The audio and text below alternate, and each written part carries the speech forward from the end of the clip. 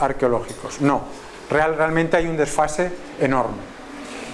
En muchos casos son tecnológicamente incompatibles con su contexto cultural, es decir, presentan una tecnología en principio no acorde con lo que presumimos que es la tecnología de esa época.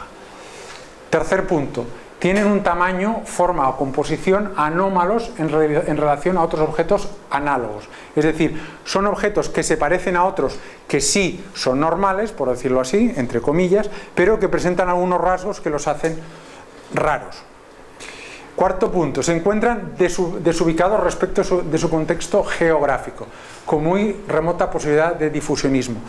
¿Conocéis el concepto de difusionismo? El difusionismo es la posibilidad de que un conocimiento o un objeto o una cultura se traslade de un lugar a otro en el espacio a una cierta distancia. Es decir, por ejemplo, una cultura difunde unos objetos, una cultura material, en el espacio. Entonces, se acepta, por ejemplo, que los romanos difundieron su cultura por el Mediterráneo. Lo que ya no se acepta es que los romanos o fenicios fueran a parar a América, por ejemplo, y difundieran allí su cultura. En ese sentido, cuando hay una distancia en el espacio demasiado grande, empiezan a saltar las alertas.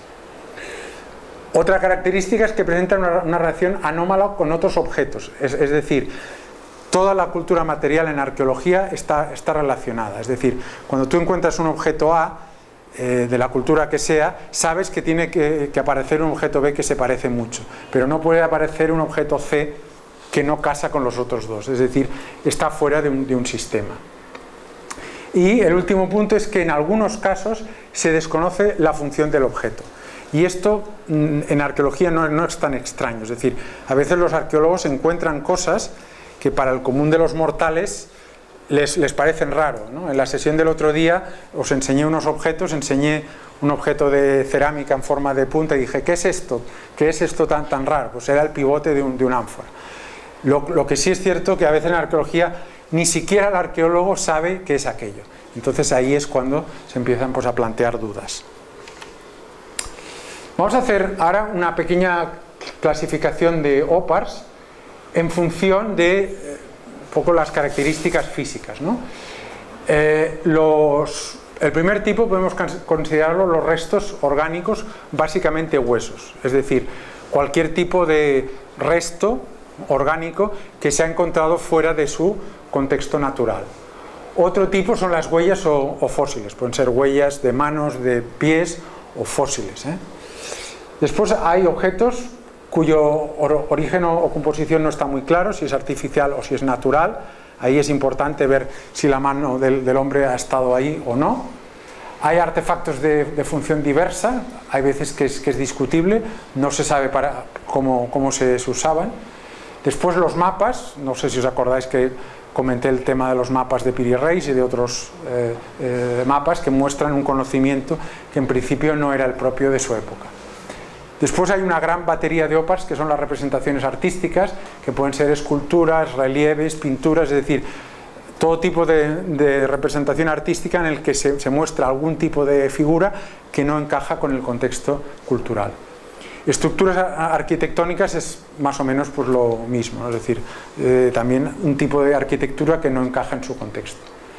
Y después hay una última tipología que son los OPARs indirectos, que es cuando no tenemos el objeto físico, es decir, hay referencias orales de la tradición o de la leyenda, o bien escritas, refiriéndonos a objetos que no se han encontrado pero nosotros creemos que son OPARs. Por ejemplo, no sé si os acordáis, en la charla del otro día comenté la existencia de unos aparatos que se llaman vimanas, que eran una especie de naves voladoras de la tradición hindú, que en principio no cuadran excesivamente con un pasado sin tecnología, ¿no? O con una tecnología muy simple. Vamos a hacer un pequeño repaso ahora con imágenes de algunas de estas tipologías que os acabo de explicar, porque creo que es mucho mejor ver las imágenes que no explicar las características. En lo que sería la tipología de las huellas, aquí tenemos la huella de un pie. En este caso tengo que decir que la ciencia esto no lo reconoce como OPAR, en cambio los autores alternativos sí. ¿Por qué?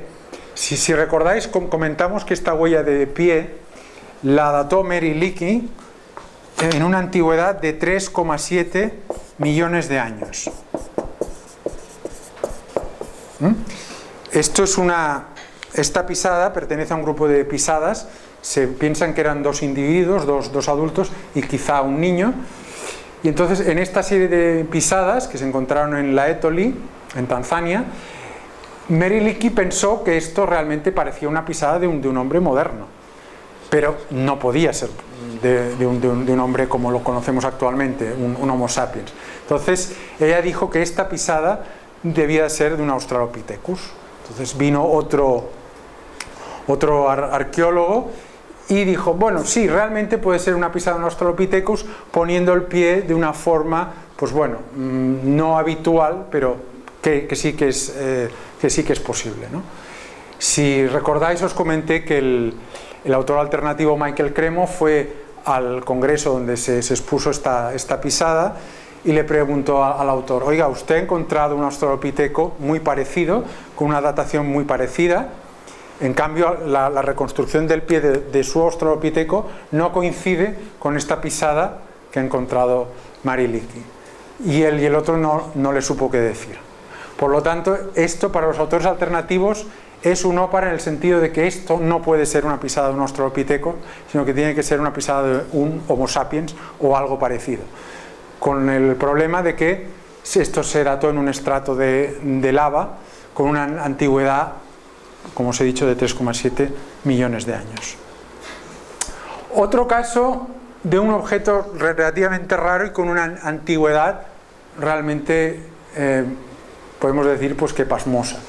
Este vaso de Dorchester es un vaso metálico, es una aleación de zinc y plata, y se encontró en el año 1852 durante una voladura. En la localidad de Dorchester se estaba haciendo una voladura en una cantera, y entonces pusieron una cantidad de dinamita impresionante, saltaron pedazos de roca por todas partes, y parece ser que se abrió una roca y dejó al descubierto este vaso de forma campaniforme. Entonces, una publicación esto fue el año 1852, que dijo, se ha encontrado un objeto aparentemente moderno en una estructura geológica de una antigüedad de 600 millones de años. Entonces, pues bueno, rápidamente el sensacionalismo, ¿cómo puede ser que se haya encontrado un objeto de este tipo con una antigüedad como esta? Os tengo que confesar que a mí también esto me llamó la atención, más que nada porque apareció en una revista que no era científica, era una revista local, y tampoco había ninguna referencia exactamente cómo apareció este objeto. Entonces he ido consultando diferentes webs, en concreto una de un arqueólogo inglés, se llama Fitzpatrick Matthews, que decía, bueno, es que este objeto realmente, si tú investigas su iconografía, te das cuenta que es una palmatoria de la época victoriana, del siglo XIX. Era una especie de pequeño vaso para poner encima una vela, ¿no? Entonces, ¿cómo la gente podía ser tan incrédula o tan ingenua es la palabra, ¿sí? Para no ver que este objeto era de su contexto, de la mitad del siglo XIX, y no un objeto supuestamente muy antiguo, ¿no? De todas formas, en América hay una corriente de creacionismo muy grande, y bueno, a este OPAR se le ha dado una cierta volada porque bueno, se decía que realmente reflejaba que había existido una humanidad en una época muy antigua. Más casos. El caso de las representaciones artísticas, este caso es un clásico que también aparece mucho en internet. Es un estegosaurio, pongo entre comillas estegosaurio porque parece ser un animal que, bueno, si lo veis aquí, parece ser que tenga aquí las típicas escamas del estegosaurio y la forma de la cabeza también, pero bueno, realmente se le llama así, pero puede ser un poco arriesgado considerarlo como un estegosaurio. Esta representación es del templo de Angkor Wat, que es de un conjunto de templos y de palacios muy grande que hay en Camboya. En concreto, el templo de Angkor Wat data aproximadamente del año 1100 de nuestra era. Ahora, si alguien me pregunta ¿por qué aquella gente hizo esta representación? Se me ocurren por lo menos tres explicaciones. Una, que el animal realmente existía en aquella época, es decir, que quedaba algún estegosaurio en la selva y de alguna forma alguien lo vio y lo representó. La segunda explicación es que es un animal que sí que existe pero está deformado, es decir, realmente no es este animal, sino que es otro animal al cual se le ha representado de una forma un poco exagerada. Y la tercera es que sea un animal fantástico, es decir, inventado por el autor de este relieve, ¿no? Yo no puedo dar una respuesta clara a este estegosaurio, pero si tuviera que dar una de las tres, yo me quedaría quizá con la segunda, es decir, con que fue un animal que de alguna forma tiene un parecido con el estegosaurio y que lo representaron de esta forma.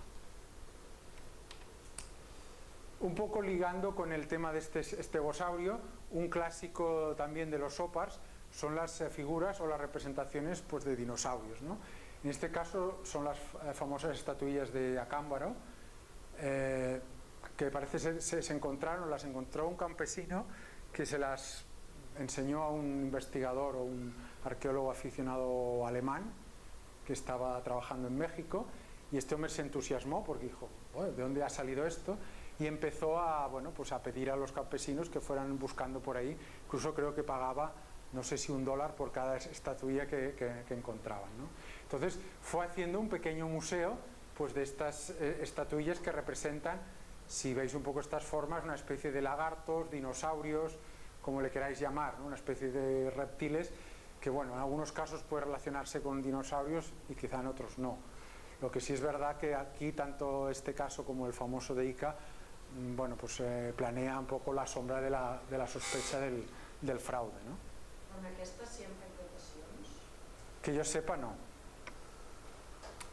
Otro caso que también llama la atención, en este caso es un objeto artístico, que es una fuente, un plato en piedra. Esto no es de cerámica, esto es piedra labrada. Se encontró muy cerca del lago Titicaca.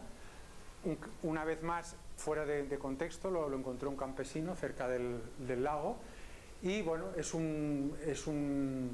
una fuente, un bol hecho en piedra que presenta una decoración zoomórfica y antropomórfica. Veis por aquí como una especie de peces o reptiles o algo parecido. La parte de dentro, esto que no se ve aquí, es una especie de figura como de un hombre o de un primate. Y después en la cara, lo más interesante es que en la cara interna del bol veis toda esta decoración, que en realidad es escritura cuneiforme. Entonces esto sí que lo vieron los expertos y dijeron que esta escritura realmente se corresponde con el cuneiforme mesopotámico.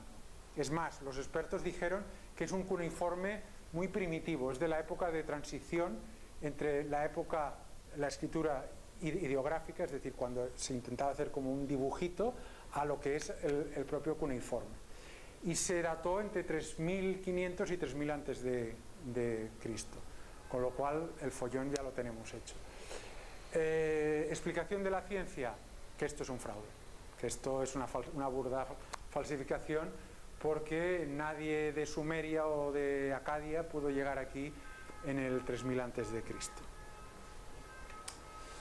Después, otro caso que quizá no es muy conocido, pero que lo saqué a colación el otro día,